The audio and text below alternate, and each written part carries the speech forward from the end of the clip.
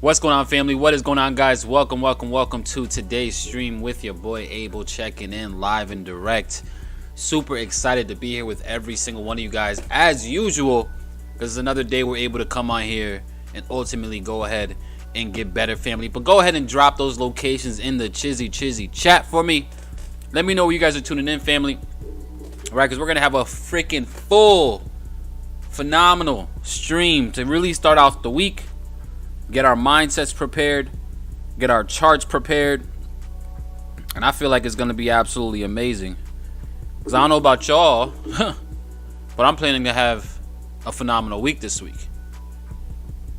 And not just trading wise, but we also have the boot camp this week. Oh my God, family, we have the boot camp is live this week.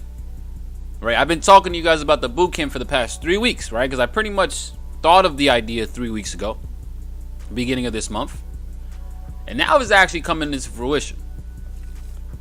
As you guys can see, I got my Starbucks with me. Right, needed this. I was dying. I just wrapped up the last bit pieces of the actual boot camp, the content that I have for everybody that's participating, and I had to go get one of these before the stream. But other than that, family, again, I'm super happy and grateful to be here with every single one of you guys. If you guys are excited for this week, let me know by going ahead and smash that like button. If you guys are excited, guys, for this upcoming week, go ahead and smash that like button. Destroy the like button. Beat the like button up for me. Right? Prove to me that you're excited by this, excited for this week by smashing that like button, baby. All right, let's see what we got in the building. I see we got Philly in the house. What's going on, mister? How are you doing? Just wanted to say, Abel, you're doing the Lord's work by helping people. Thank you. I appreciate that so much. Thank you. I see we got Jersey in the house. What's going on, Linda? How are you doing? We got Granada in the building. We got Tony. What's going on, Tony? Good to see you, dog. Let's see who else we got here. New York in the house. We got Bronx, New York in the building. We got Oklahoma City checking in. We got Vermont. Kyle, what's good, bro? Good to see you. We got LA in the house. BTC mommy. I see you, girl. What's up, man? Let's see what's going on, family. Colombo, Sri Lanka in the house. What's up, Abel? I had subscribed to your channel a couple years ago and was wondering, are you still with I Am Academy? I am no longer with I Am Academy. I am now with you guys here on YouTube. It's crazy how things go full circle, though, right? When I was going in on YouTube 3 years ago, that was like 4 years ago probably now, 2017, 2018, I was going all in on YouTube, providing massive value. Then I ended up stopping because I ended up becoming an educator for I Am. And now I actually stepped away from being an educator for I Am literally at the beginning of this year to now come back to YouTube. It's amazing, right? It's crazy how full circle things really happen. Right, but yeah, I'm here with you guys now full time on YouTube. And I'm actually very, very excited about this decision that I made as well. Right, because now I actually am excited to be able to come out here and provide you guys with massive value and really help you guys overall really understand what it takes to really become a profitable trader, a full-time trader, a trader that can actually go ahead and see consistent results. Because that's exactly what I've been doing, guys, for the past 4.5 years now. All right, it's such a blessing for me to say that I have not clocked in or worked a job in over 4.5 years, and it's all because of this skill set right here. And because of what this skill set has allowed me to do, because of what this skill set has allowed me to also invest into in other streams, which is why I'm able to still be here with you guys and super excited to continue this actually going. Right, bless you. Who else we got in the building? We got Wisconsin in the house. What's going on, Alex? Good to see you in the chat. I see you. Let's see, we got Riverside, California. Salson, what's up? Trinidad and Tobago. Warren, good to see you, man. I'm ready for the signals, so full shout out to that boy Skaggs. I see you. We got Puerto Rico in the house. Shout out all you guys out there in Puerto Rico. I love you guys out there in Puerto Rico for sure. We got Durham in the building, Virginia, Vancouver, Washington. We got the Upstate 315, the 518. Shout out to you out there, Michael. I appreciate all of my Upstate New York members. Right, we don't get the love that we deserve from being from Upstate, but it's all good. I'm gonna show us a hella love because that's where I'm from, born and raised in. You guys can literally Google this city and you guys will realize or have a good idea how my upbringing probably was, right? But I'm born and raised in upstate New York, Schenectady, New York. Shout out to the 518, little city outside of Albany, New York.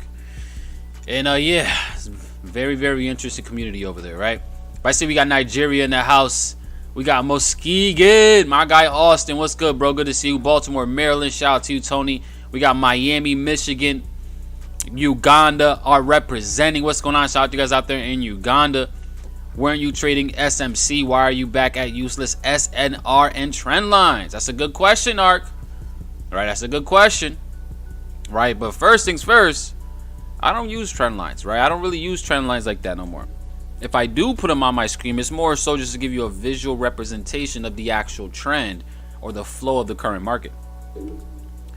Right, but if we're talking about SMC, smart money concept, when I think about smart money concepts now, I don't think about the way that most of you guys are thinking about smart money concepts, right? I don't think about smart money concepts and automatically assume I'm thinking about technical analysis. That's not what I think about. Because when I think about smart money concepts, I'm thinking about, all right, what is the big smart money really doing? How is the smart money really position themselves to benefit in these markets, right? And it doesn't have nothing to do with, you know, areas of supply and demand. Well, technically, supply and demand is probably one of the most important factors in the market, but it has nothing to do with, you know, areas of liquidity, imbalances, fair value gaps, order blocks, right? All that stuff is key and can give you insight, but the real smart money is making decisions based off fundamental and sentimental analysis. That's what real smart money is doing. That's the fact. Right, but we'll get into that. Right, we'll get into that. Let's see what else we got here. Let's see. Most definitely took my trading to the next level with the minds. I appreciate you, Mark. Right, we got the boot in the house. Shout out to you guys out there in the boot. We got the 305 in the building. Brother, oh, what's up? We got Philly in the house as well. I appreciate y'all. Now, let's go ahead and get into this, guys, so we can go ahead and really get into the value. And I want to start off by obviously taking a look at the calendar. You know, this is something that I do every single week. I highly recommend you guys as well to really start being up to date, or at least more aware of certain news events that are going to happen throughout the week. Because at the end of the day, news events is the overall driving factor behind a lot of the decisions or behind a lot of the price action that we see. Right? A lot of the supply and demand that we see happening, guys, across the board is usually a cause and effect of data that's being released, right? Because supply and demand is literally what, I mean, that's the overall driving factor of the market from an overall perspective, but news is what creates that shift in that supply and demand that we see occur in these markets. So it's very important for us to be aware of these things, guys, right? Again, I cannot stress this enough. If you aspire to be a profitable Forex trader, then you need to make sure that you're taking advantage of every aspect of Forex trading, which includes not just technical analysis, which is what 99% of you guys only focus on, which is technical analysis. If you're on here, guys, and all you ever focus on is technicals, that's probably why you're not seeing the results that you want to see, or you're not experiencing the consistency that you're after. Because technical only makes up a very small portion of this entire game that we're playing here. All right, again, there's three forms of analysis, guys, right? We talk about this all the time. I'm pretty sure everybody should know this by now. There's three forms of analysis: technical analysis, fundamental analysis, sentimental analysis. But technical is probably the smallest piece of the pie. Okay? It's just my opinion, of course, right? But technicals is the smallest piece of the pie, but that's what everybody puts 100%. Like let me ask you guys a question, family. Right? And this is my pie chart on how I approach the analysis form of trading, right? We have obviously the three main ones: technicals, fundamentals, sentimental. Okay? I personally believe that fundamental is around 40% of the whole equation. Sentimental is another 40% of the equation. And then technical makes up 20% of the whole equation. So the question that I have for you guys is, if we have three forms of analysis that would really get you to a level of trading that you really want to get to, but yet you only focus, or you put 100% of your focus on something that only makes up 20% of the whole thing, do you really think you're going to be profitable? Yes or no? Yes or no? All right, it's a good topic to actually start off with, right? And this is what I've been talking about heavily since I started coming back on YouTube. Does it make sense to put 100% of your focus on something that only makes up 20% of the whole equation? Now, obviously, this is just my general opinion, right? Everybody else is going to have their own thoughts and opinions on what is more important. But for me, and for a lot of the traders that I know personally that are actually successful, that have been doing it for years now successfully? Yeah, it doesn't make no sense, right? So again, if you are very good at understanding technicals, if you know how to trade retail patterns, right? Retail trading, because I don't care what anybody says, you can be profitable trading those retail techniques. Okay? But you can also be extremely profitable trading smart money concept. You could be extremely profitable trading just simply supply and demand. You can be extremely profitable trading Elliott wave, harmonics, right? There's so many different styles of trading out there from a technical perspective. And yeah, you can be profitable at any of those. But the thing is, most people are not profitable even if they understand any of those strategies. And the big reason for that is because they're lacking the other forms of analysis. I know I'm talking to a lot of you guys around, which is why I got direct eye contact with a lot of y'all right now. Right? So I'm talking to the person right now that understands their strategy from a technical perspective at a high level, or they feel like it's at a high level, but the results are not showing up just yet. It's because you're still lacking a lot more understanding of the overall outlook of the market. So what I recommend, again, it's just you don't have to do what I tell you to do, right? You don't have to take none of my recommendations. If you feel like you got it and you'll get it down packed, then continue doing what you're doing, right? But this is why I highly recommend everybody to do not just stop at one form of analysis. You have to understand the general or the more macro perspective of what's really driving these markets in order for you to really get the consistency that you're after. I'm just being honest. Again, I'm just being honest. All right, I know you guys want honesty out of me, and that's what I'm here to provide you guys, is honesty, because I truly want you guys to win. I really want you guys to succeed. That's why I'm on here every single week giving you guys this free value, is because I want to see you guys win. I'm after the most testimonials. I don't know about everybody else on YouTube. I don't know about all these other mentors, these quote unquote Forex mentors and educators, but I'm truly after the testimonials. I want to create the most successful traders by far on this platform right here on YouTube. That's my goal, right? I want to be able to see literally a million eventually, right? Even if it takes me 10, 15, 20 years, I want to create a million successful traders that are actually seeing success. That's why I'm here providing you guys with this value. I'm just being honest.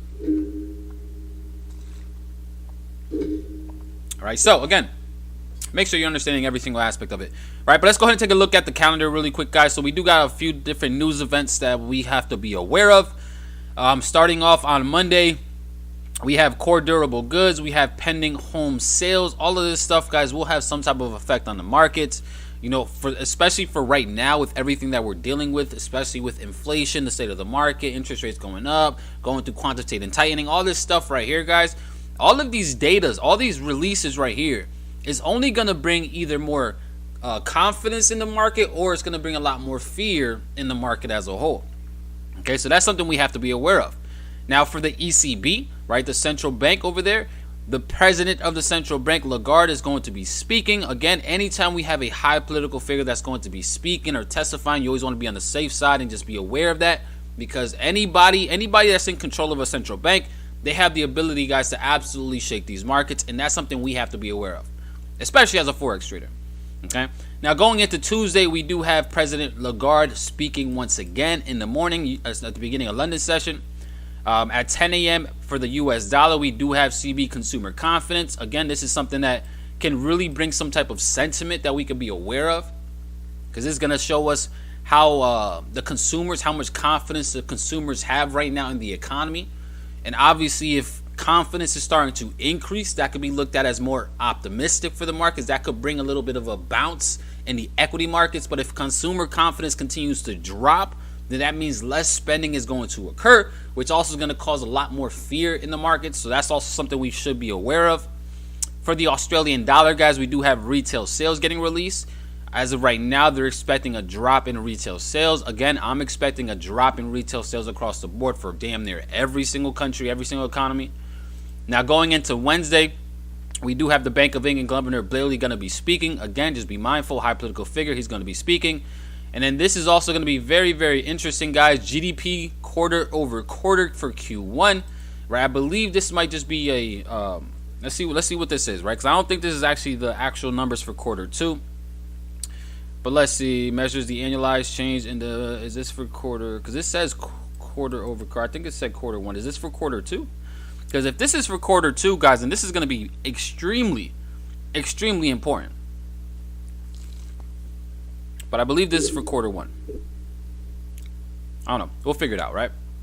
But either way, anytime we have any type of news that's getting released that has to do with GDP, it's going to bring volatility to the markets. Okay? Because GDP, guys, which stands for gross domestic product, is what pretty much measures the strength of the economy. Like it tells us how good an economy truly is doing. When we have GDP that continues to increase, that shows that economy is still booming. It's still doing really, really good. It's still growing as a whole. But when we have GDP that's actually starting to show negative growth, we are now starting to see a contraction in the economy. We're starting to see a decline in the economy as a whole. Now, obviously, we already know that the first quarter of this year, for at least over here in the U.S., our GDP actually came out at negative rates, or not negative, but we came out at a negative percentage, negative growth overall. The big thing that people are now more so concerned about, and this is something that we're going to figure out sometime in July, is how we come out for quarter 2, right? Because obviously the whole talk of the recession, everybody, I mean, we're talking about that all the time, but now you're seeing it everywhere, right? Is there going to be a recession, right? Well, whenever quarter 2 GDP numbers come out, and if it comes out negative, then yeah, that is going to be obviously, or not obviously, but that's going to be a recession, right? That's the start of a quote unquote a recession. So that's going to be the big thing that people are going to be looking forward to going into July when Q2 numbers actually come out. But overall, like I said, anything with GDP, guys, we do have to just be extremely, extremely mindful of, because volatility will come based on whatever this news release is. Now, going into 9 a.m., guys, we do have Chairman Powell testifying or speaking as well. He had a few different press conferences last week that absolutely impacted the markets, and looks like he's going to be speaking even more, right? Again, I haven't really looked too in depth onto what he's going to be touching. I'm pretty sure it's going to be all the same topics that he's always been touching on, which is inflation, how to try to fight that, how to combat that, and all that good stuff. But again, high political figure.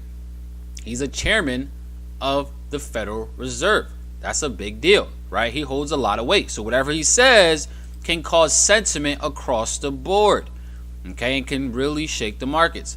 And then we have President Lagarde also going to be speaking at 9 a.m. Then we have Governor Bailey speaking as well. So Wednesday, guys, we have three high people in power like that are actually going to be speaking. So be mindful of that. The USD is going to be affected, the euro and the pound. Then we have crude oil inventories actually getting released. Obviously, that has to do with oil, but it can actually affect certain other currencies that are commodity currencies like the Canadian dollar.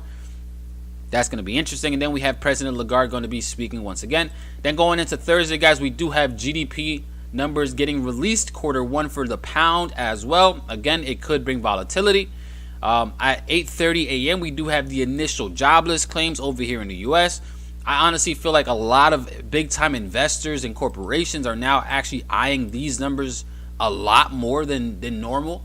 You know, because a big reason why, you know, people like Jerome Powell, guys, are still talking optimism in these markets. Why, you know, last week, Jerome Powell, he admitted that, yeah, inflation is still here and it might not go anywhere, but he was still very, very optimistic, still trying to bring a lot of positive throughout this whole thing, saying that, I'm not going to say that they're saying about a soft landing because it doesn't seem likely, but he was just bringing a lot of optimism.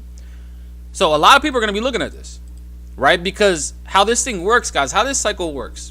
When we talk about, say, inflation, right, the price of things going up, right, the first thing that we notice when we're talking about the price of things starting to increase is our assets, right?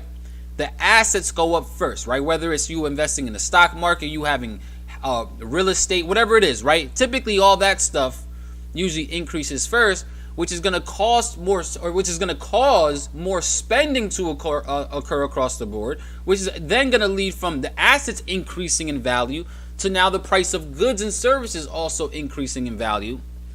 And because of all that, and wages still being the same, wages not keeping up with the cost of goods, now, again, the next thing that's going to probably fumble, or next thing that's probably going to fall, is probably going to be the job market. Because a big reason why Jerome Powell is still very optimistic is because we still have a very, very strong job market right now. Like, we really do. But that's a delayed thing that usually shows up after the cause, right? So I'm very interested to see what these numbers come out. I personally believe that we're going to continue to see a decrease in initial jobless claims. Or let me make sure I'm saying this correct, right? I believe we're going to see an increase in this, actually. Okay, I believe we're going to see an increase in the initial jobless claims, which means more and more people are actually filing for unemployment every single week.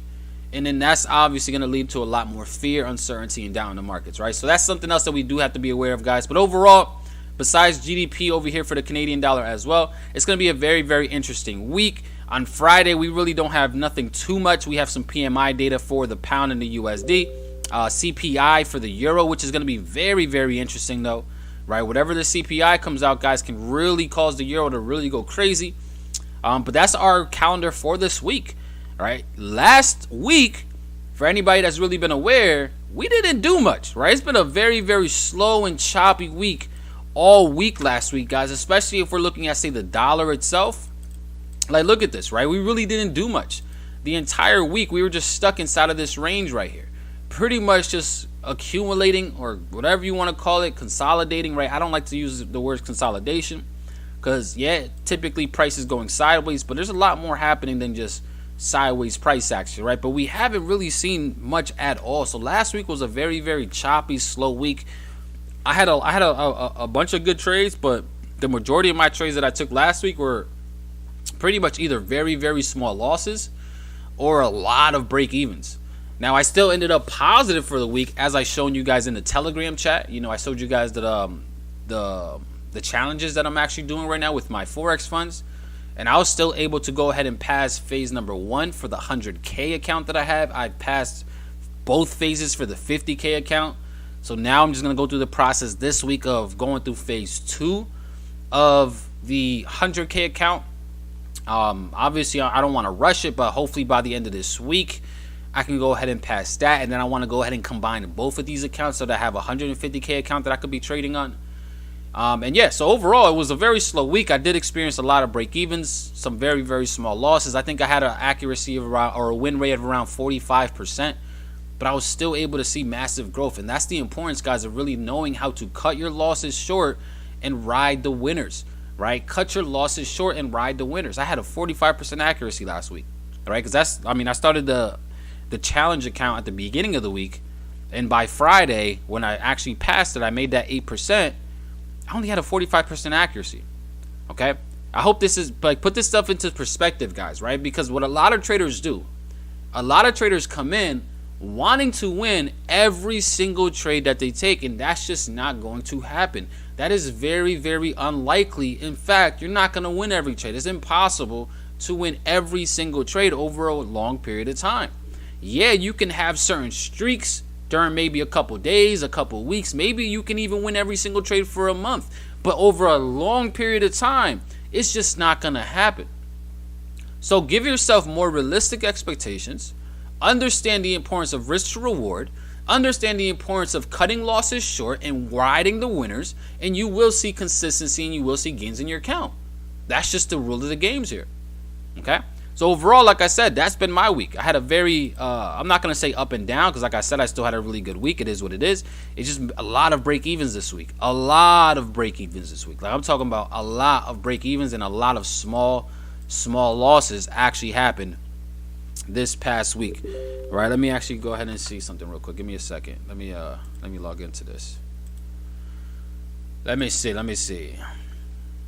I definitely need more understanding of fundamentals. That's where the sauce is at, I promise you. That is where the sauce is at. See, we got South Africa in the building. What's going on? Shout out to you guys out there in South Africa. What about the fourth hidden type of analysis? Intermarket analysis. There we go, love line. You're talking about the intermarket banking system, or which makes up the largest institutions, the largest banks. Is that the intermarket you're talking about? Because that's a whole nother level too. Understanding what the largest institutions in the world are actually doing. 100%. right? So just so I can show you guys really quickly, because again, I like to show you guys exactly what I'm talking about. So as you guys can see, this is the actual my Forex funds right here, right? The live account, or phase 1 of the 100K account that we have here. You know, as you guys can see, my actual equity and all, I mean, you guys can see everything, right? You know, the profit target was 8,000. We actually got it to 8,081 bucks, so we're at 8% growth. Again, I literally started this, guys, not even lying, last week, so it took me about 1 week to actually do this. I wasn't lying about the win rate. Look at the win rate, 47% win rate. But if we actually look at the actual trades, right, like we have a lot of big winners and very small losers, right? That's the name of the game, right? Very small losers but big winners. That is the name of the freaking game, baby. All right, so this is where we're at. Again, I believe I have to trade actually today. Today's my last day for this, and then I can actually go ahead and get on to phase 2. But overall, yeah, we'll see how that actually ends up going for sure. Just wanted to show you guys though, so you guys can see where we're at. All right, so let's see what else we got here. My boot camp starts right now. There we go, O'Neal. There we go. Let's see. So set ourselves up for recession news. Pretty much read in between the lines. 100%. Always read the rumors, right? Always understand the rumors. Always understand what the big boys are actually doing ahead of time. Because the biggest institutions in the world, you know, they're not just reading the rumors, but they're actually acting on the rumors. All right, because it's one thing to actually try to figure out what the rumors are, and then it's another thing to position yourself way before everybody else is trying to get the rumors in.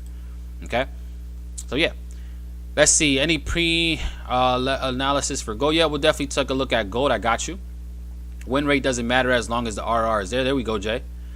RR is king. That's a fact. I personally feel like risk to reward is like one of those golden nuggets, right? That you could really take with you and get up to the next level with. Let's see. What's your risk per trade? I always risk 2% on every trade I take. 2% or less, right? 2% or less. Right. Shout out to Mark. I appreciate you, Mark. Shout out to you for dropping that 99 and that $1.99 as well. I appreciate you, my brother. If you have anything that you want analyzed personally speaking, definitely go ahead and let me know in the chats. I'll answer any question that you ask of me, because you actually supported the channel and it definitely means a lot to me. Okay. Let's see what else we got here. Follow those you want to be like. Yep, exactly. All right, so let's go ahead now, guys, and take a look at the markets and see overall what we're pretty much doing, right? Like I said, we really haven't done or seen much, guys, for the dollar as a whole. Overall, the market has not changed. The sentiment overall from a macro perspective has not changed. You know, we're still very much bullish, you know, in terms of what is more attractive right now to hold, especially during periods of FUD, fear, uncertainty, and doubt. The dollar is still running the show, is still controlling overall dominance, you know, because especially during this period in time that we're experiencing right now, a lot of investors, a lot of traders, guys, they're more comfortable holding the dollar as opposed to holding anything else. And I truly believe that it's going to continue going that way, right? Where the dollar is still going to be extremely dominant overall. Again, I said this last week, guys, but I truly believe that the Fed is still underestimating the severity of what we're actually going to go through. And obviously they can't just come out and say, oh, guys, we're screwed, because then it's going to really, you know, it's going to cause too much fear in the market, and it's going to really send us into a recession much sooner. But they're still underestimating, guys, the severity of what's really going on here. So as it starts to come to light how bad we're really in it right now, and how bad inflation is, and how bad the economy is about to get destroyed, yeah, the dollar is going to continue to probably be the most dominant asset to actually be holding or invested into, because that's going to be the hedge against inflation that we've been experiencing. Now, obviously, like I said, as sentiment changes, the bias will change as well, right? I like to stick with the trend until the sentiment changes. So as long as sentiment stays the same, I'm not changing my overall outlook from a macro perspective on the actual direction of these currencies or the assets that we're going to be trading. Okay, I said it a lot. As long as the sentiment does not change, we stay with the trend. Okay. Now, the question is, though, all right, Abel, I get that. But what can we experience now? What can we see next for the dollar itself? Well, I mean, I'm looking at these areas down here, right? And now based on what we've been seeing, there's obviously, in my opinion, there's two different outlooks that I'm going to be looking for when it comes to the dollar, guys, right? And it's going to be based off of these two key levels that I'm pretty much highlighting right now. You know, because the market can realistically react off of any of these levels and really go ahead and continue in that trend. So we have this current level right now that the price that the market is currently retesting, you know, that we've been pretty much holding above for a little while now. You know, we have started to see the market overall really create this little, what is this, like a little descending triangle type of pattern. And there is always a possibility for price to break up at this level and continue in that bullish momentum. There is that chance.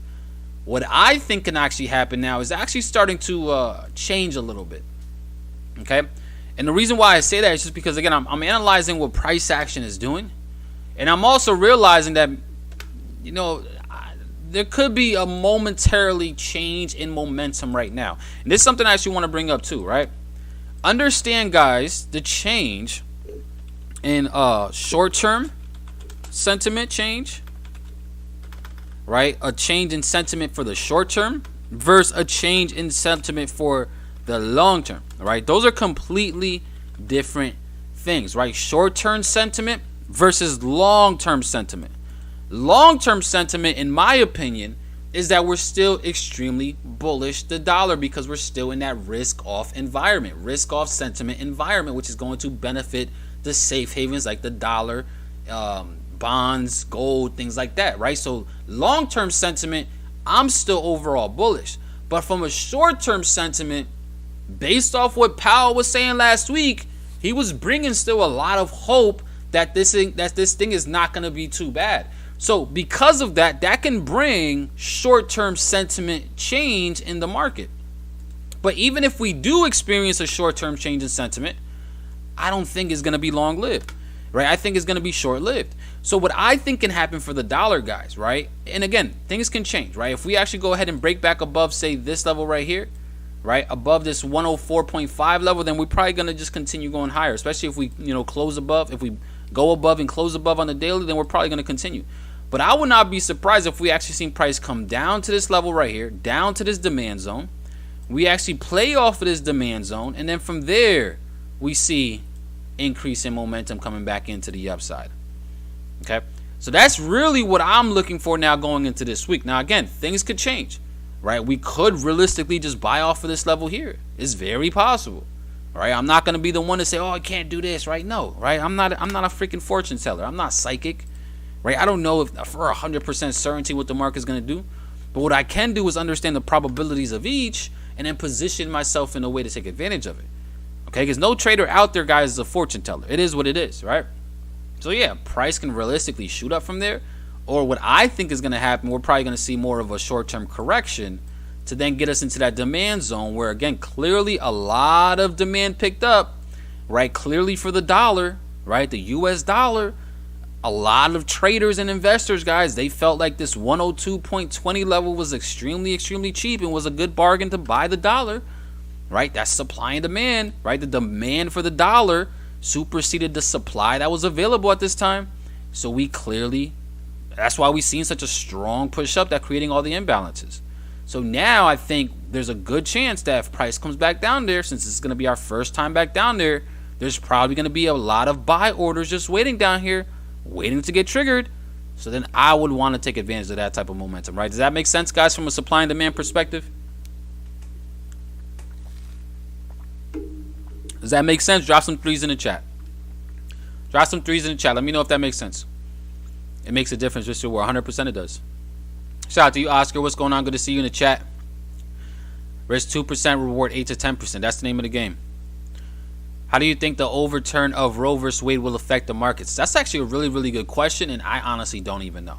Right? But one thing I won't do is I don't want to talk about touchy subjects like that because I don't want nobody getting mad at me, right? So I'm gonna leave that topic for another trader, right? But that's a good question. I don't know if there is gonna be any type of effect on the market because of that.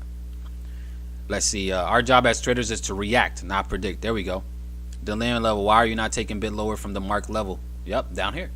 Right, this is where I would like to see. Right, you see where the momentum picked up. Clearly, the demand for the dollar picked up at that level. So that's where I would like to see another reaction. Let's see. That's why I think though too a small pullback to grab momentum and go bullish. Yeah, it's very possible. I have that zone marked up with a fib as a fib retracement. Yeah, it could be for sure. All right, again, fibs is another thing that I really haven't been utilizing too much, but yeah, it could be, right there at that 71, 78.6 level. That could be a very, very strong area to find some demand for price to go higher. It very is possible. Let's see, short squeeze type. Yep, it's very possible. There we go. See, look at all the threes. That's what I'm talking about. That's what I like to see, guys, right? Everybody participating. All right, so again, very possible. My opinion, we come down to here, 102.2, 102.3. We find a lot of demand, and then price starts flying. Again, I could be wrong. Let's go to lower time frame. Right, I could very much be wrong, right? But for me personally speaking, I think that there is a chance to go lower. But if we actually end up coming back above and break above, say this 104.7, 104.6 level, like if we have enough bullish momentum to just say nope, forget what Abel's saying, we're actually gonna go ahead and break back above this level. See, then at that point, we're probably just gonna experience a lot more momentum higher. Okay, so again, we have to just be ready to react. You know, that's really what it comes down to. Be ready to read and react to what the market is telling us. Right? When we read and react, we'll be prepared for whatever. But that's what I think can actually happen. Probably a drop lower before we continue higher. But we'll see what happens overall. Now let's go ahead and take a look at the markets, guys. I'm gonna start with gold. You know, just because who was it? I think O'Neal, was it? Or I know somebody mentioned gold. And yeah, I'll take a look at gold real quick. It was on my list anyways. And let's see what we got here for gold, guys, right? Again, shout out to the Nightbot, right? Shout out to the Nightbot, constantly dropping my Telegram family. If you guys are not a part of my public Telegram, my channel, make sure to go ahead and jump in that public Telegram. I provide a lot of value in there. I'm gonna be honest, it's not always just strictly about trading. It's about trading, investing, entrepreneurship, mindset. But one thing it is, it's all about growth at the end of the day. Right? So go ahead and make sure to be a part of that Telegram if you guys are not a part of Telegram. Link is in the chat right now. But let's go ahead and see what we got here for gold. Right now, gold is, again, very, very interesting as well. Simply because gold is normally it should be benefiting, guys, off of all this chaos, right? All this fear, all this uncertainty, because, again, it is one of those quote-unquote safe haven type of assets, right? It's a hedge against inflation. It's a hedge against chaos. It's a hedge against uncertainty and doubt in the markets. But if we have been seeing this thing, right? Yeah, we had this massive run up right here, right? But ever since then, it has still been going much lower compared to against the dollar. And this is what I was saying about earlier, guys, where the dollar's dominance is so strong right now. The dollar is so much in control right now across the board that even assets like gold, which historically do amazing during times like this, especially with, you know, interest rates increasing in value. If you go back in time and actually look at the last time we increased rates, gold was actually doing great, right? It started flying because of that. But again, the dollar is just so strong, right? The demand for the dollar is just so high. And now, since we're doing quantitative tightening, which is now the removal of the of supply of money, now the demand for the dollar is only going to continue to increase, which is why I'm still so bullish the US dollar, right? Because again, guys, you have to understand quantitative tightening.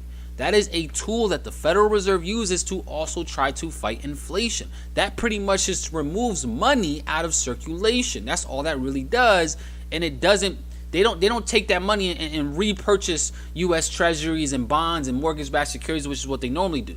Now they're taking that money and they're pretty much taking it out of existence, which is going to lower the supply of the US dollar. Okay, they're lowering the supply. If the demand stays the same, or if the demand is even higher, but the supply is starting to decrease, what should we expect to happen? Guys, answer this in the chat. What should we expect to happen when that happens?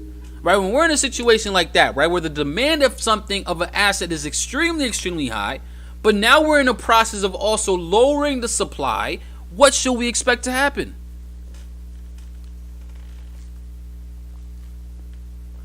Oh man, this is busting. This right here is busting. Yeah, this is good. Exactly. Right, shout out to you, Stevie Kicks. I see you.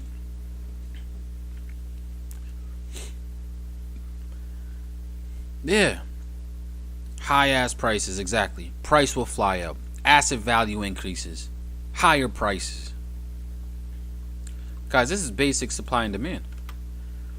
right? If the demand of something stays the same, but yet the supply is starting to decrease, that will cause that asset to increase in value.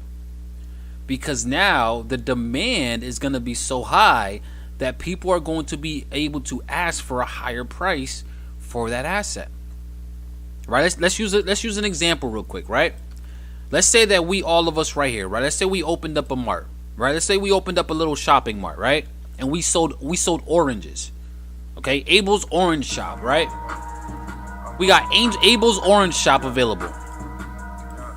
Shout out to Lisa Michelle. What's going on, sis? I appreciate you. Shout out to Lisa. Welcome as a super supporter, Lisa. I appreciate you. Thank you for supporting me. You always been supporting me for a while now, sis. So make sure to go ahead and send me a message. Send me a message immediately on Instagram so I can get you added into our private Telegram chat. Right? I appreciate you.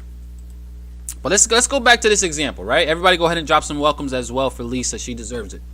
Right? But let's go back to this example, right? Let's say that we're opening up Abel's Orange Shop, right? That's the name of our store. Okay? Let's say I have a supply of 100 oranges. 100.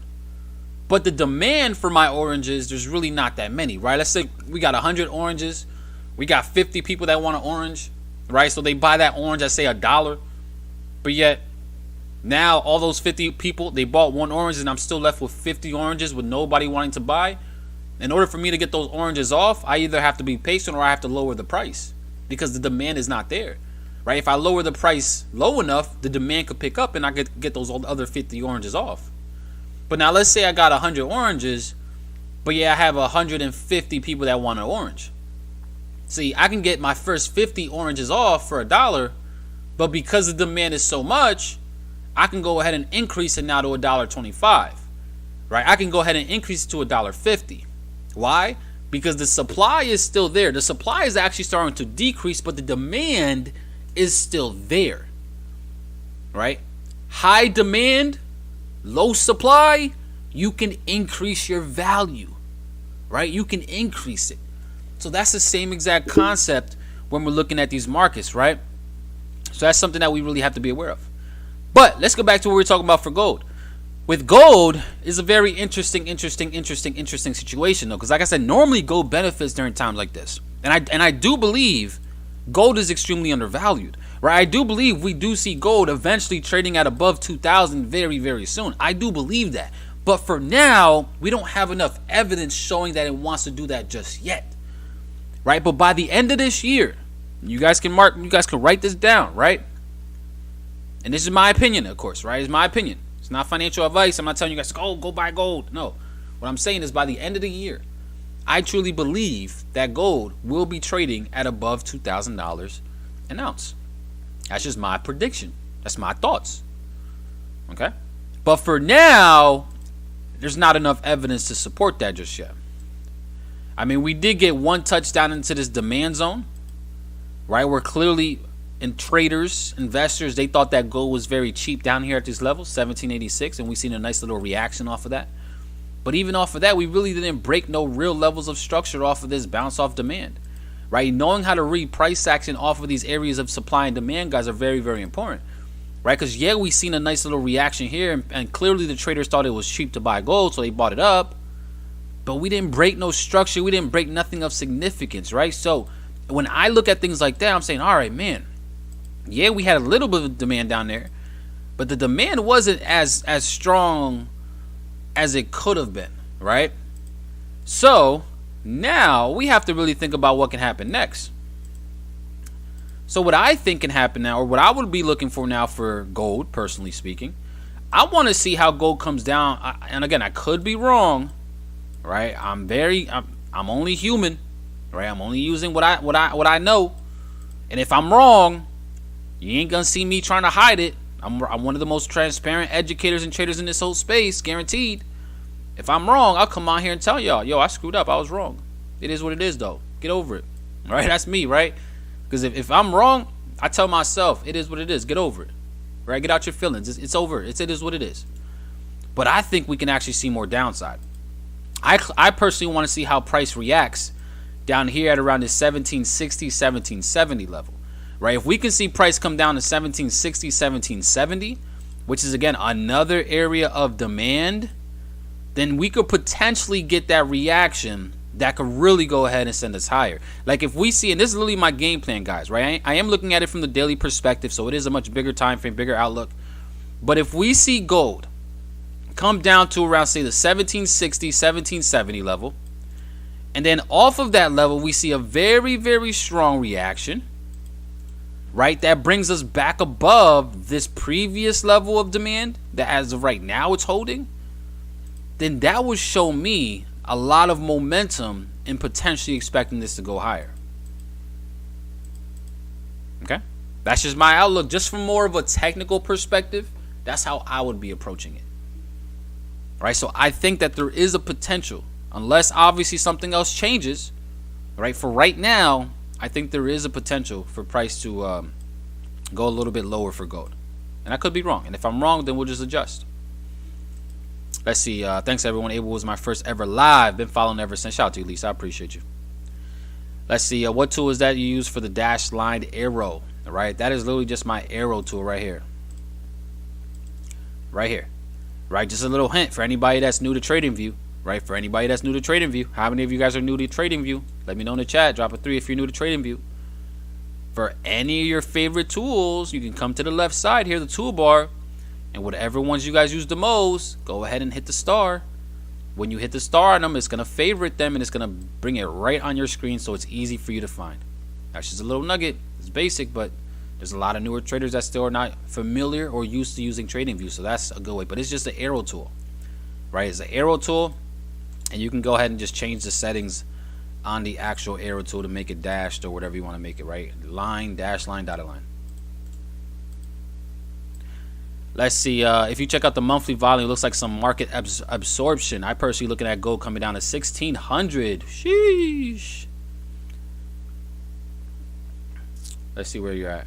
I was looking at that level too. If we do come all the way down there, then oh my God, gold is going to be extremely, extremely attractive.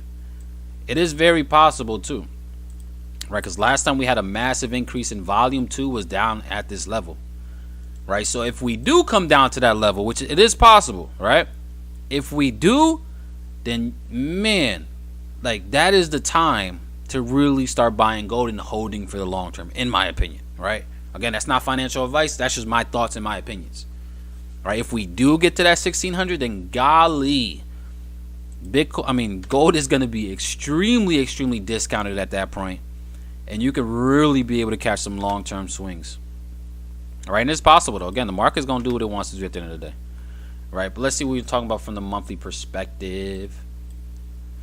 Let's see. Okay, yeah, this is clearly where demand really held right here, and the demand for gold really picked up tremendously right here for sure. So that could be a strong level for sure.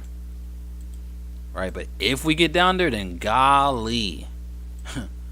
Golly, and I don't even say that golly, but that's an opportunity to really ride this thing out long term. Let's see, this is considered technical analysis. Yeah, anything to do with charts, anything to do with analyzing charts by using things like support and resistance, supply and demand, trend lines, Fibonacci, any of these tools. If you're using any of these tools, if you're using a time, right, the time frames, all of this it falls under the technical analysis range. 100%. Right, but we'll see what happens with gold, right? I'll be very interested to see exactly what happens. We are coming down to a very decent level of demand. So if we do not see price really start to pick up from this level off of this demand, because look at right here, how do we know that this is a demand zone? Well, look at how price reacted right here. Right, clearly when we got to this level, traders thought that this was a very cheap price at the period in time for this moment, right, of 1818, 1819. Traders thought that this was a very cheap price, so they bought it up and they caused price to move higher. That creates a short-term demand zone here for the 1 hour time frame. So what happened when price came back down here again? We had a nice little wick, right? We tapped into that demand zone and we seen a pretty decent little reaction. Nothing crazy because we didn't break structure or anything. But if we see price, and again, now we're on a smaller time frame, if we see price actually go ahead and break above this level, this right here, this 1829, 1830, there is a chance for price to come back up to the next level of supply, which is back up there. Okay? So again, if all my gold traders out there, is what I'll be looking at, right? Is what I'll be paying attention to. If we break this level of structure right here, 1829, 1830, then I definitely am expecting price to come up to around 1844, 1845. That's if, and again, that's for more of a short-term perspective. That's not me saying, oh, it's going to continue staying bullish. No, for short term, we can probably expect price to come up to this supply zone up here. Since silver now low price, is hard for gold going more low below 1800. That's actually not a bad look, right? Because silver is extremely undervalued in my opinion, right? Like extremely, like compared to gold and where gold's at, man, I truly believe silver is extremely undervalued still as well. All right, so that's actually not a bad outlook for sure. Right, but let's go ahead and see what else we got here, guys. So again, this is where gold, if I'm gonna look for something for this week, I would like to see a break above this before I look for any type of buys. If we can get a break above this level, right, again, 1829, 1830 level, if we can get a break and close above that, then I see us going up higher. If we don't, because look at us on the lower time frame, if we're looking at this from the 15-minute now we're even a smaller time frame. What did we just see? We seen price come up. Whoops, wrong tool. Right, we seen price come up to this high, retest this smaller supply zone. Again, all these guys trading in these time frames make all this chart work, it makes it fractal, right? So whatever we see in a higher time frame, we can also see occur on the smaller time frame. So yeah, we also have a smaller term supply right here because we've seen price come up. Typically, we want to see more sharper reactions off of these levels, right? That leaves like an imbalance behind, which shows that clearly there was an imbalance of buyers versus sellers at that period in time. But we are at a very interesting level. But it's more so reading price action at this level, right? We had price come up, create this higher high. We broke these highs right here, create this higher low. Price came back up right here, tested the higher, tested this previous higher high. So we created an equal high, right? And we had actually a very strong push right here too, this strong candle. But look at how it got completely erased, right? This is what we're talking about. We're reading price action, right? When we're talking about, when you hear people say read price action, right? Market structure and price action are two different things, right? Market structure is the structure that market's creating, right? The key levels, the certain structure points, right? But price action is more so reacting how price is actually showing, right? Price action is how we're able to read momentum, right? Price action shows us more momentum than anything. So we see price had gave us a nice strong push up, but then we immediately came down and broke structure. So from a market structure or a price action perspective, technically, we could potentially see price go lower back down to this demand zone off of that from this smaller time, from the 1 hour or the 15, which is why I said the only way I would be interested in buying gold would be on a break and close above this level, or if we're trading back down to this demand zone. That's the only way, or the only areas that I would be interested in buying gold. Okay, either we break above this level here and I'll buy it off of that, or we come back down to the demand zone and then we get some bullish structure and then I'll also buy. But where it's at right now, yeah, you guys get it, right? Right? I'd rather just sit on my hands and let the market tell me what it wants to do after that. All right, but that's gold. Overall, not a bad outlook, right? We could definitely see what is going on with this as the days come on, right? As we go throughout this week, you know, we'll be able to see what the market ultimately does end up giving us overall. All right, let me go ahead and just erase all this. Yeah, but that's my thoughts and opinions, guys, on gold. And I know a lot of you guys do like trading gold. I like trading gold too. You just gotta be aware of how to pretty much play it, and also understand things from like a fundamental standpoint as well. Remember, this is technically a safe haven currency, so eventually it's gonna find its dominance, right? And eventually it's gonna start absolutely flying, in my opinion. Let's go ahead and take a look at the markets, guys, and see what we got here for the euro, right? So again, for me, this has pretty much been the same outlook that I've been calling out since all of last week, right? I have been wanting to see the euro at least give some type of momentum to the upside, and that has not changed, right? I think that we have a good chance, guys, of really seeing price going ahead and coming back higher, right? Because if we, and I know a lot of traders are probably thinking, but Abel, look at that resistance point, bro. Like, isn't this resistance gonna hold? Look how many touches and rejections that we have. You know what's crazy? right? And I was victim to this too. I'm pretty sure a lot of you guys probably heard this, right? When I was coming up in trading, right, 7 years ago is when I started trading. Just so for everybody that's new, right, that's just now finding me, I'm trading for 7.5 years, right? But when I started trading, I used to believe, because of how I was taught, I used to believe that the more touches to a level, the stronger that level becomes. But now that I think about it, that makes no freaking sense. That makes no sense, right? Because if that was true, the more touches we see to a level, the stronger that it gets, then that level should never break. But that's not true, right? The more touches that we get to a level now, in my opinion, I'm not saying that it's the weaker that it gets, but the likelihood of it actually breaking is much higher than it actually holding. How many of you guys have heard that like me, right? Shout out to the Nightbot. Nightbot is putting in work, family. If you guys are also not following me on Instagram, go ahead and give me a follow on Instagram. Message me that you follow me on as well, and I'll give you a follow back. I show love. Right, but how many of you guys have heard that as well? Am I the only one that heard that? Right, the more touches to a level, the stronger it gets. But now, because I'm a lot more experienced, I realize how foolish that sounds. How many of you guys heard that before too? Am I the only one? I know I'm not. I can't be the only one. I can't be.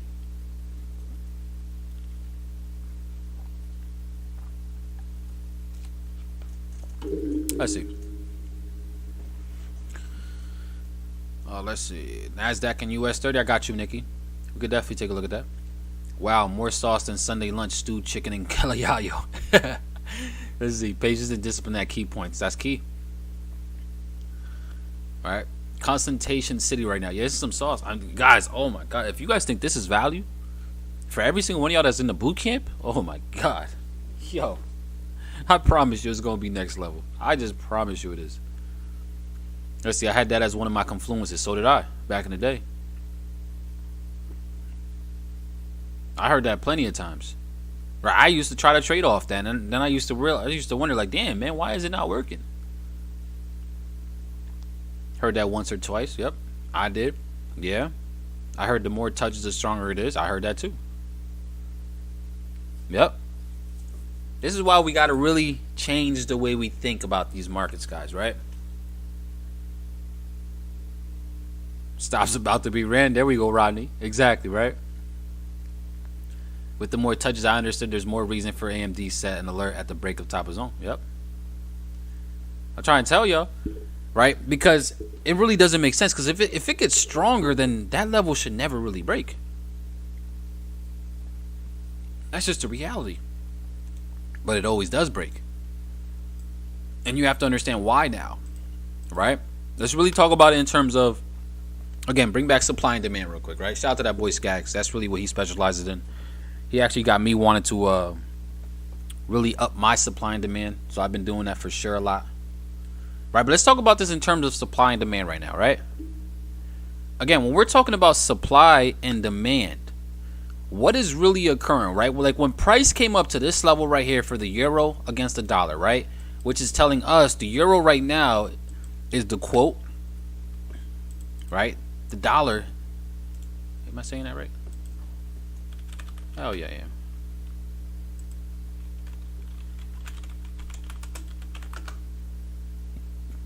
Give me a second, for me.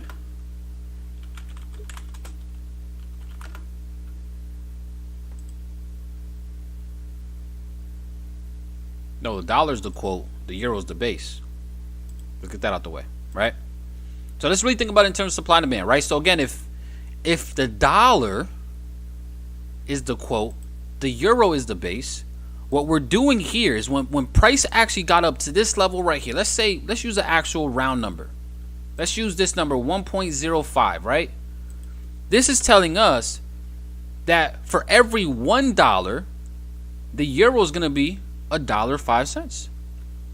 But when we're thinking about as an investor on if we want to buy or sell at certain levels, when price comes up to this level right here and we're seeing price react off of that level, that is telling us that people are now starting to liquidate their longs, right? There are people that were holding buys that ended up getting out here because in their opinion, they're like, man, okay, that price is actually overbought. So let me go ahead and get out because this price point right here is now selling at a premium.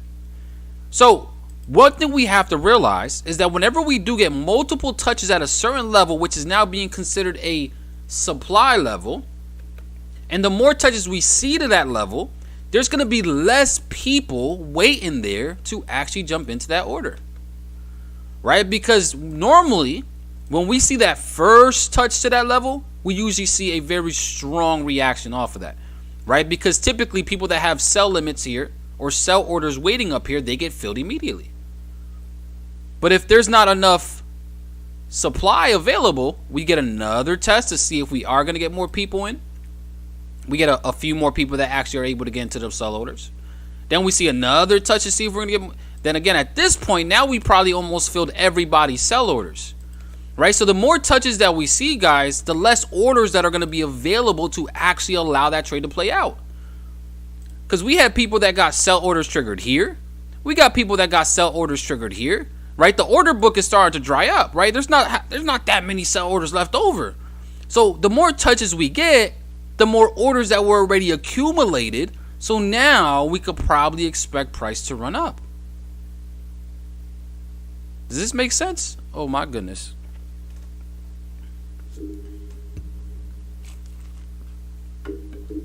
Does that make sense? Because that's supply and demand. This market runs off supply and demand.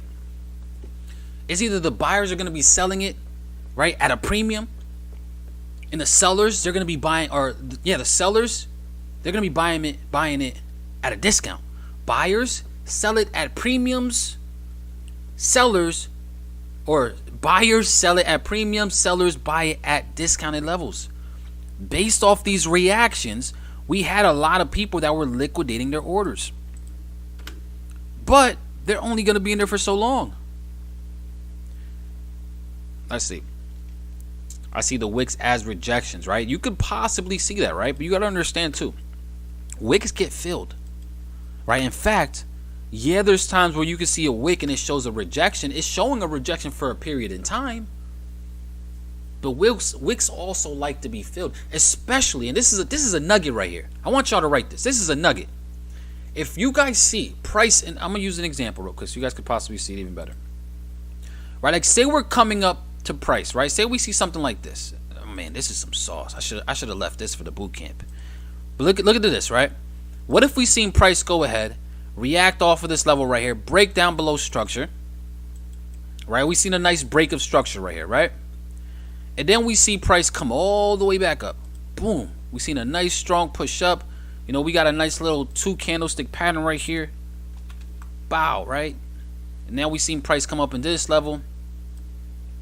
But what we do is for this second one right here, we have a wick that's left behind. Right? Something like this, right? It's not the prettiest picture, but you guys get what I'm saying. Right? More times than not, this initial wick that we just seen actually get spiked up there, more times than not, will get filled. Which means there's a very, very good chance that the next candle that opens comes back up and actually fills that wick. Oh my God. More times than not, this happens. I kid you not. Now, again, there's different scenarios. Right? Now, let's say we see price come back down. Right? Come back down after we get that wick filled. And now if we see price come back up again, right? And if we see price come up a couple times and then it starts leaving wicksy, then it might be time to go ahead and take advantage of that wick. But normally, guys, and this is the nugget right here, whenever you see price create a wick after a touch for the first time, you gotta be careful of this wick, because more times than not, that wick will get filled. Right? It will get filled. Now, if you see a wick actually get created on like the third or the fourth touch, see, then there is a possibility that that one might play out. Right? Then that one might actually play out. Right? That one might play out. Right? But on the first touch, I bet you it's probably going to get filled. Right? I bet you it's probably going to get filled. In fact, like there's examples over here. Right? Look at all this right here. Right? We had initially, there was wicks right here. Right? Price filled it. Price came back up. Look at these wicks right here, right? Obviously, it's easy to see, you know, because hindsight is 20/20. But when the market was doing this, let's go back, right? When the market was doing this and it left a wick like that, people were probably like, oh man, look at the momentum probably dying. Only for price to say, nope, gotcha, right? Gotcha. And then look at what happens, right? Then we finally drop, and then we start forming. Look at this, right? Then we start forming more wicks. Oh man, price came down. Now we're actually probably gonna drop from here. All right, look at this. Look at these rejections. And then price is like, nope, filled that wick. Got you. Got you. Right now, this is another key. If we see these wicks, right? Like if price is at this level of, say, supply right now, short-term supply, and we were to see price spike up above this level of supply, this is another sauce, right? Shout out to Mac Billy, I see you. Right, I appreciate you being our newest subscriber family. Go ahead and drop some welcomes in the chat for Big Mac Billy. Appreciate you. Right, but now if we seen price actually do something like this, right, where we have our supply zone that was created, and then we spike above the supply zone, and then we close down as a wick, see, that wick is a lot more likely to possibly play out. That wick is something that I would definitely at least take advantage of, right? I'll try to take a chance on. Right, not these wicks over here that's just now being created, because more times than not it's going to be filled. But if we see a wick that's created off of a relative area of supply, see, now that is next game. That's next level. Right, that is the next level type of, that's the information that I'll be comfortable taking, right? Because now I'm seeing it more as just a reaction off of the supply, right? And the supply zone itself, or the demand itself, or the supply is much more, you know, available than demand that there actually is. See, then I'll be more interested in taking a chance on that. But on that first test, hell no. You gotta be mindful of that, right? And again, you can see this all day long, right? Like, look at even this part right here. All right, I'm pretty sure a lot of traders will be looking at this like, man, look at these wicks, look at these dojis, look at these engulfing, look at this inverted hammer, right? All these candlestick patterns that people love. Oh man, look at this, man, this could be it. All right, only for price to say, oh, well, I sped it up way too much. Right, only for price to go ahead and completely erase that. See, now this wick, right, this is what I was talking about, right? If we have a zone, a supply zone that actually gets tested, but then it closes below the level, see, then that's something I would be interested in. All right, let me go ahead and bring back, right, like this right here, I would be interested in all day. Right, because look, we had this area of structure or area of supply, right? Again, this is really not a true supply, because typically you want to see a strong move from it. But just look at the price action, right? We seen price come up, very strong move higher, broke this short-term level, this smaller level, right? And then we close back below it. Something like that I would be comfortable trying to take advantage of. But not off that first test, right? The first test, the first wick that's left off of that test, I don't trust it at all. I hope this makes sense, guys, right? But let's get back to what we're talking about now. All right, again, I be going on some crazy little rants, you know, just really trying to break stuff down because I want y'all to really get this. All right, let's see. ICT is the king of hindsight trading. You're funny as hell. All right, I mean, shout out to ICT though. He's definitely created a freaking loyal ass community. All right, that's one thing you can't take from him. He knows what he's doing, and he fucking built he created a cult like following, which is absolutely crazy. Right, but we're not even gonna get into that. All right, shout out to him. But let's go ahead and see what we got here now, guys. Again, I think that there's a good chance that we go up higher, right? And then I want to see how we react from this supply zone up here, right? This, like, how do I know this is a supply zone? Look at how the candlesticks reacted after this, right? Like, we created this area of supply, of structure, just came back to previous structure, and then look how strong this candle was, right? That means, the way I interpret it, and again, we do have another area of supply all the way up here too that price might want to also go ahead and retest, so we got to keep mindful of that too, right? We got this level right here and this level right here of supply, okay? This level right here and this level right here, we gotta be mindful of that, right? But I would not be scared to take a chance off this level because of how we actually reacted. So when price broke this level of structure and we actually retested, this is showing us, guys, that clearly right, people were actually starting to liquidate their orders. Right, again, from a supply and demand standpoint, we've seen a lot of people go ahead and the sellers completely took over. People were either getting out of their buys and entering to shorts or whatever the case may be. But look at the reaction. So what does that say? Right, what we can expect is for price to possibly come back up to this level, create a little form of more of a accumulation or a distribution, and then from there we could also expect more of a reversal back down. That's sauce. That's what I would like to see. And if that doesn't work, and if price just continues to go higher and we actually go and break above this level right here, right? If we break above this 1.0, then at that point I'm going to be expecting price to come up to this supply zone. And then at that point, I'll go ahead and look for the same exact thing, right? Look for another reaction off of there, so then go ahead and continue going lower. That's my opinion, right? That's my thoughts for the euro. But overall, I'll probably be looking to buy this starting this week, and depending on how we actually play out throughout the week, I'll be looking for some shorts probably near the end of the week if we actually get up into those levels. So that's my thoughts on Euro USD. Let's see, that wick liquidated the buy orders left over from the previous buy manipulation before the sell-off. That was a great example, 100%. I'm telling you, because the thing is, like I said, when ICT trades live, he sounds like a scared puppy. I mean, listen, again, we're not going to get into that. But again, you have to understand, right? And I'm not going to make it about ICT or any of the smart money concept traders, because I understand the values. I understand. I didn't learn from ICT. I learned from other people that are actually, in my opinion, better and just more knowledgeable. Again, he's the creator. It is what it is. But the concepts are there, right? Like liquidity grabs are there, right? Like things like supply and demand grabs, those are actually real things, like that we actually see occur. Okay, like literally we see it occur all the time, which is why we get imbalances left behind. The thing about, again, a lot of these different strategies, they're based off same exact concepts of very, very well-known strategies like supply and demand.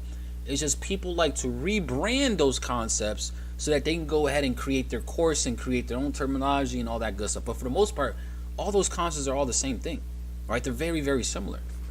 Literally. You just got to understand how to play it. Let's see. It looks like it was collecting sell orders to me on that level. Yep. Fear and greed is a real thing. Fear and greed is honestly two of the most important emotions you have to overcome. Right? Now, let's see if we go to lower time frame, guys, and see if there's anything we can actually take advantage of from a lower time frame. Okay. So, now we're on a smaller time frame, right? Because like I said, I'm going to start looking for buys to start off the week for the euro. And where am I going to be looking for buys from? Again, very simple. Look for areas that make sense. Areas of structure, areas of supply and demand that you could potentially take advantage of. Very simple. When was the last time that we've seen an increase in buying pressure, buying momentum for the euro?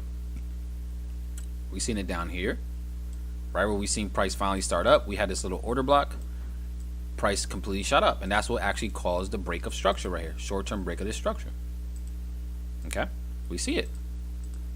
So if I'm looking for a potential buy, right, I'm going to be playing off of one of these levels of structure, probably right here or probably down here.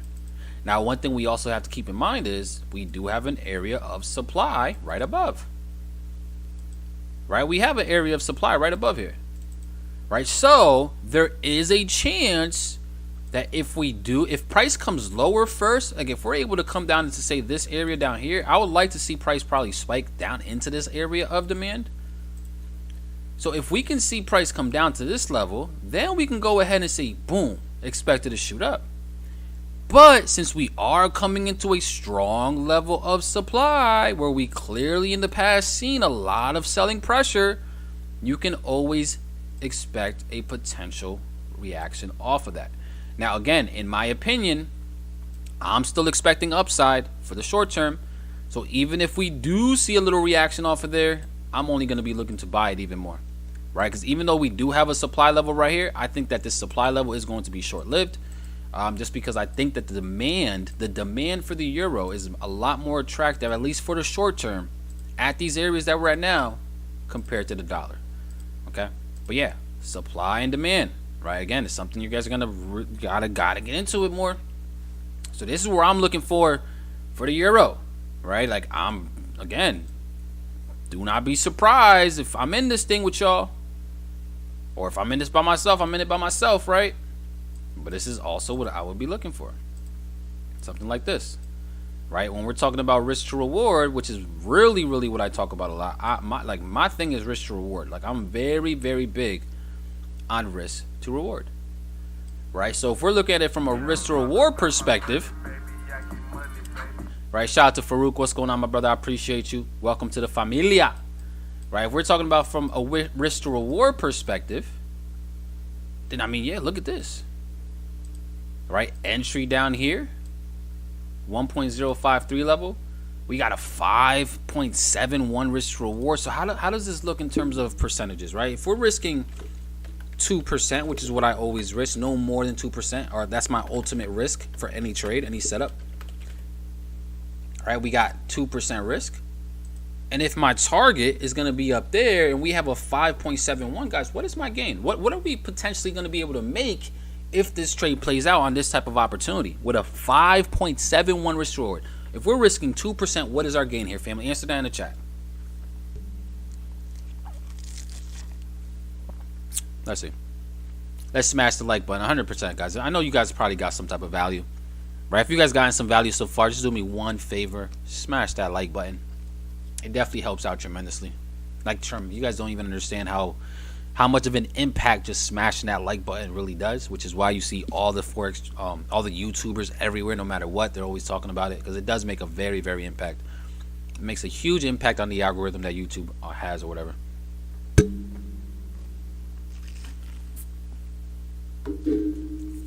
Let's see. Happy to see so many young people are woke and getting money. Shout out to you, Mac, man. Appreciate you. Welcome to the family once again. Wicks is support resistant. Wicks occur because the price close can't exceed that support and resistance. Yeah, basic concept, but yeah. Somebody raised you right. If you can't say nothing nice, don't say nothing at all. You're 100% Linda. One thing about me is you're not gonna see me. I'm not a negative person, right?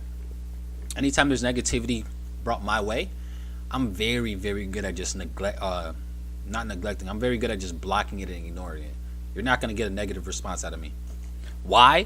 Because I truly believe energy is everything, right? If I respond with negativity, then I'm only attracting more negativity towards me. Okay? But if somebody comes at me with negativity and I respond back with positivity, see, now only more positivity is going to bring my way, and hopefully more positivity can go back to that hater's way. That's about me, right? I love my parents. They raised me right. Right? I understand the law of energy, and I don't feed into that negativity whatsoever. That's just not me. But yeah, guys, exactly. Right? The gains is gonna be what, maybe close to 11%, 10.5%. Yeah, 10. Let's just do 10.5%, right? Just to keep it easy. Now, if we're risking 2% to go for 10.5%. Is that something that would be attractive to you guys? Yes or no? Let me know in the chat. Or do you guys want to risk 2% to go for 100%? Let me know. All right, is 2%, risking 2% to go for 10.5%, is that worth it? Is that attractive? I know what it is for me. Your damn red is attractive for me. I love that. If we're talking about these prop firms and getting a funded account, you could literally pass phase 1 and phase 2 off of just one setup like this if it plays out. Just one setup, that's all. Right? Because typically for FTMO, you got to make 10%. You made 10%, right? For my Forex fund, you got to make 8%. You made 8%, right? Those are for the phase 1s. Phase 2, you only got to make 5%, right? So one of these wins literally pass your whole thing. Let's use another example. Right now, what if you actually have a funded account, or what if you yourself are actually, you actually have capital to trade with, and say you had $100,000 in your account, 100K, all right, 100K starting balance, right? You just made 10% gains, right? 10% of 100K is $10,000. I hope my math is correct. I know it is. Right? So off of one setup, if you made $10,000, right? And again, we're using just hypothetical numbers, right?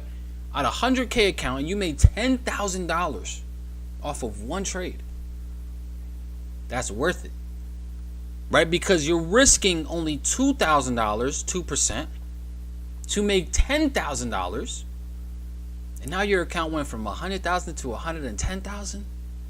That's worth it. If you're trading a funded account and you did that, you could take one trade, not trade the rest of the month, and still get a payout of like $8,500, right? Depending on which one you go to. $8,500 in 1 month, guys, that's not bad. That's 6 figures. If you do $8,500 every single month for 12 months, that is 6 figures a year. Right? I believe in order for you to get 6 figures a year, you have to make $8,666, right? Let me see. Right? How much a month for 6 figures? Right? Let's see. How much a month to make 6 figures?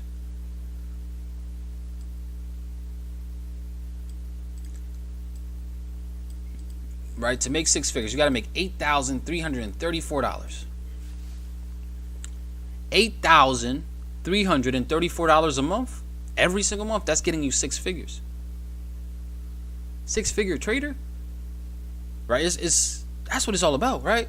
I know a lot of people saying they're 6-figure traders because they passed the funding challenge and they got access to a 6-figure account, but they never actually profited 6 figures. This can actually make you a real 6-figure trader, because now you profited 6 figures, not just traded a prop firm, quote unquote prop firm, 6 figures. No, you actually profited 6 figures. That's what really makes you a 6-figure trader. That's the name of the game. That's the name of the game, family. One trade. That's all it takes. So that's where I'm at, right? Again, I've been talking about EURUSD like crazy, but it's just looking so freaking juicy, right? So let me go ahead and go through all these other ones really quickly. AUD USD, guys, as well. I think that we could potentially, right, see price start to pull back as well. You know, areas of interest for me would be probably up at these levels, and then obviously up all the way at the highs, right? One of these levels, in my opinion, right, is going to be the area that we actually go ahead and sell off from. What I think we're probably going to see, in my opinion, all right, I think we have a good chance of probably coming all the way back up to, say, this level, right, this higher level up here, right up here, right around the 0.704 level. That's where I would be interested in actually looking for some shorting opportunity for AUD USD to continue in this bearish trend. All right, because that's what I think we're gonna potentially continue to see, right? Because if we really look at this thing, we've pretty much been going downside, right? We have a lot of momentum to the downside, and I think that that's going to continue true, right? So a retest back up to this area of supply can potentially go ahead and shift us lower.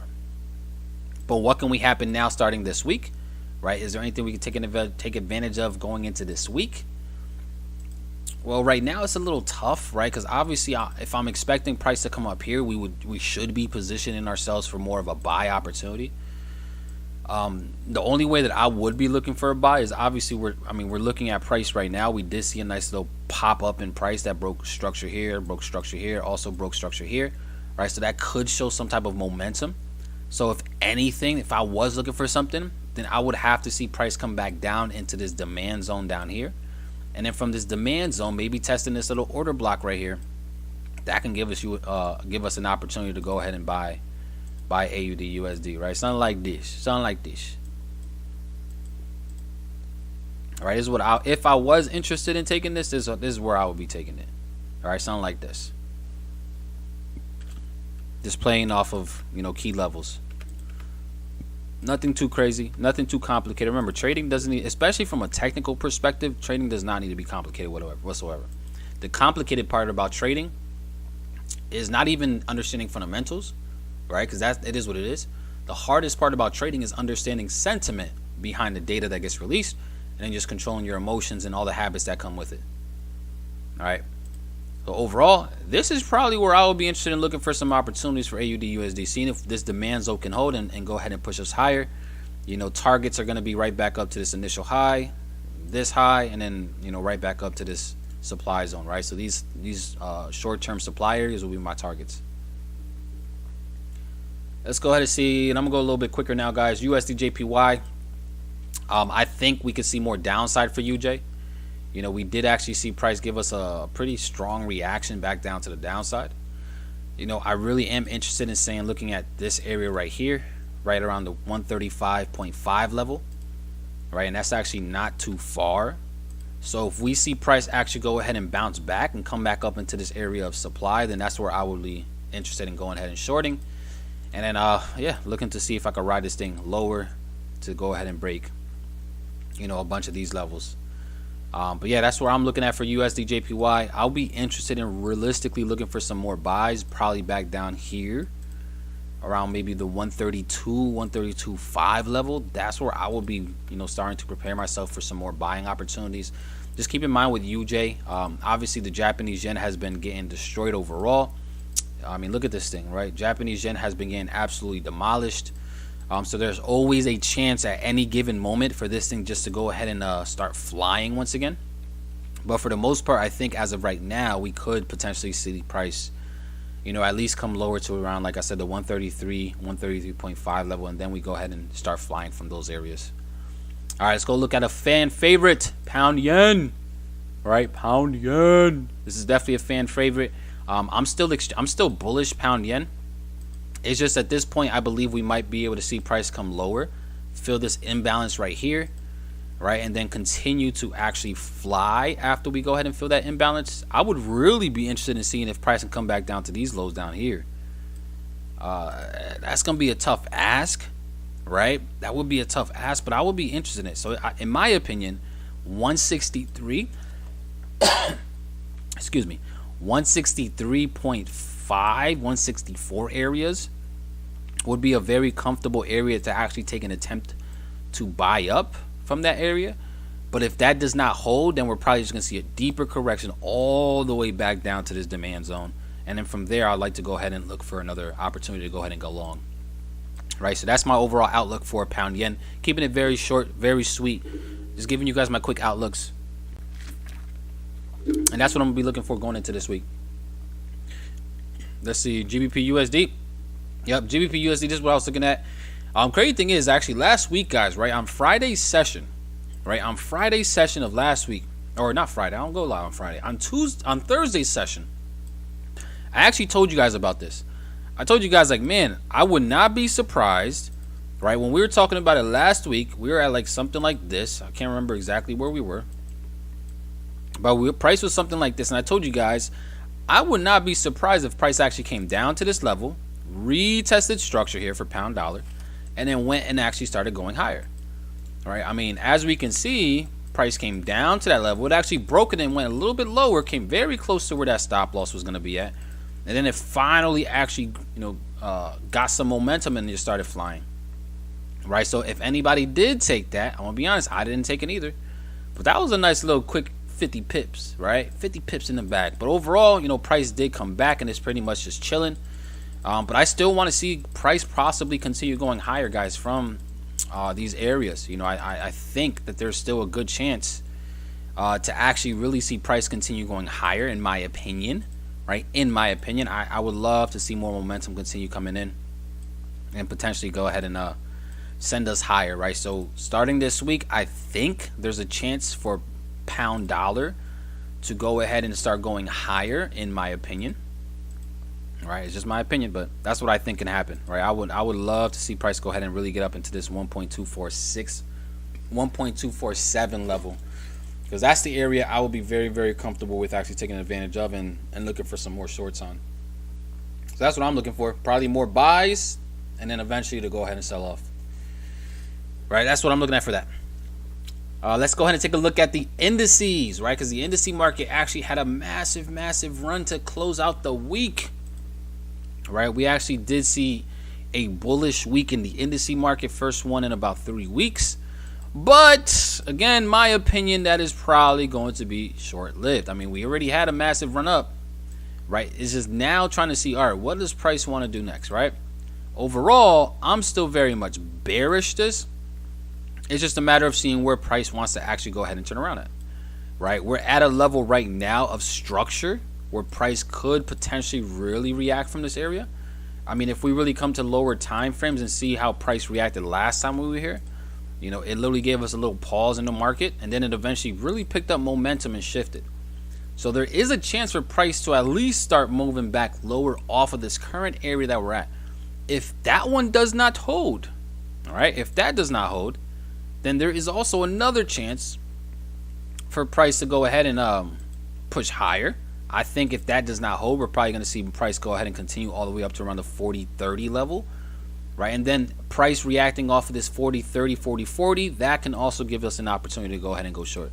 But overall, my long-term perspective has not changed for these indices, right? If the sentiment has not changed, then neither has my overall trend. Okay, all we're doing now is just in a period of correction. Okay, we've seen massive drop. We're now starting to correct back up.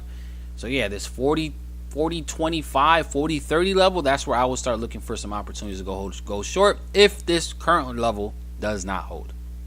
So that's where we're at. Let's see, fundamental rant about USD Swiss. I don't even have USD Swiss on my watch list, but I know USD Swiss has been moving interesting because the Swiss has absolutely gained a lot of strength. But you have to keep in mind why the Swiss, guys, has pretty much gained some strength overall, because it has been getting destroyed for the most part against the dollar, just like everything else, you know. But the Swiss, I'm not even sure what is considered a central bank for them, right? But they actually did increase rates over there, right? The Swiss franc, that central bank over there, they actually increased rates for the first time in a while, right? I believe the Swiss franc was trading at negative 0.75% was, I believe, their interest rate was. So it was just them and Japanese yen that were pretty much still negative rates across the board in terms of interest rates. But the Swiss actually raised their rates, and because of them raising rates, we actually seen the Swiss gain some value because of that. They actually raised it 50 basis points, so they went from negative 0.75 to negative 0.25, right? So it's still negative compared to other currencies, which is why I think that this drop right here is only going to be, it's going to be short-lived, but that was a big move, right? They did raise rates, or they lowered their rates even more than what it was. So I think we're eventually going to see price eventually rebound and continue higher, though, in my opinion. Right? I think we're eventually going to rebound and continue going higher. They just gained a lot of strength based off their actual interest rate decision, which obviously, like I told you guys, you know, as interest rates go higher, the currency, the value of that currency is going to go higher as well. Okay? So overall, though, against the dollar, I don't see it continuing, right?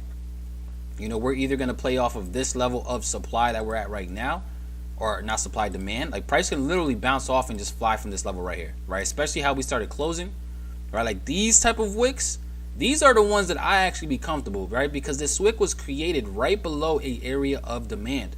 When we see a spike below a strong level of demand and it gets engulfed, or not engulfed, but it gets completely sucked back up, that's telling. Right? This is the type of price action that I'm comfortable looking at and taking advantage of, right? I'm comfortable risking when I see that actual type of price action. This is what I like to see. If I'm looking at wicks, I need to see it off of like a level like this, a strong level of demand. So that's interesting, right, to see. Like I said, it's either going to play off of this level of demand, or we can come down and test this little order block and also show this level of demand some strength off of there as well. But that's pretty much where I'm at for the Swiss franc. Again, you know, just looking at it from these time frames, it did gain strength because obviously their bank did actually raise rates. So we'll see what goes on moving forward. The Swiss National Bank, yeah, that's what it is. I knew that too. How did I just couldn't think of it, right? I appreciate you, Michael. But family, at the end of the day, man, it's going to be a phenomenal week. Phenomenal week. I'm excited for this week overall. I know a lot of you guys are excited as well, especially every single one of you guys that are in the boot camp. If you're actually going to be a part of the boot camp family, let me know by dropping a 3 in the chat. Right? If you're a part of the boot camp this week, drop a 3 in the chat real quick. And don't just drop a 3 in the chat, right? Actually, you don't got right now. Just drop a 3 in the chat if you're going to be in the boot camp.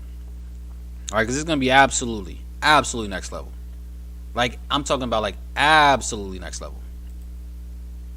All right, there was actually a lot of you guys that actually did, you know, sign up for the boot camp, which is amazing. Right? Because everybody that's dropping a 3 right now, not only are you guys going to be the next round of profitable traders, but you guys are going to be the next like I said, mentors, right? The next coaches, the next trading influencers, right? A lot of you guys that are actually going to take it serious after the boot camp. I could see a lot of you guys also coming on YouTube and providing this value like I'm providing, because that boot camp is going to give you guys a lot of confidence when you actually go ahead and look forward to trading. Okay, so I appreciate every single one of you guys for tuning in today. Just a heads up, I will not be doing my sessions this week, right? This week is focused only on my boot camp students, so I will not be doing no more sessions for the week, unfortunately.